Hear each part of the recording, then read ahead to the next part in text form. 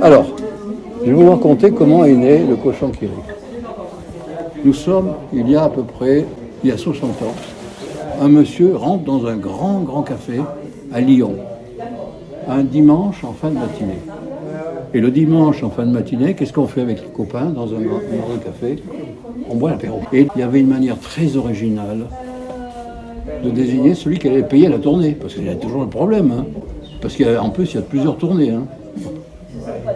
Chaque copain était devant la petite table en fer forgé qu'il y a dans tous les cafés, y compris maintenant, la nappe en papier blanche, le corps du cochon dessiné au crayon, hein, très simplement, et chacun avait un crayon et 2 dés. Et au signal du barman, tout le monde lance les 2 dés. Alors celui qui fait un 4 et un 5, ben, il ne fait rien. Celui qui fait un 6, il dessine la patte du cochon. Celui qui fait un double 6, il dessine la queue du cochon. Et le dernier qui finit de dessiner son cochon paye la tournée. Et on passe à la deuxième tournée. Et ce monsieur se dit, mais punaise, mais je vais en faire un jeu pour les petits-enfants. Et c'est comme ça qu'il a inventé le cochon qui rit. Et il a eu un prix au concours Lépine de 1934.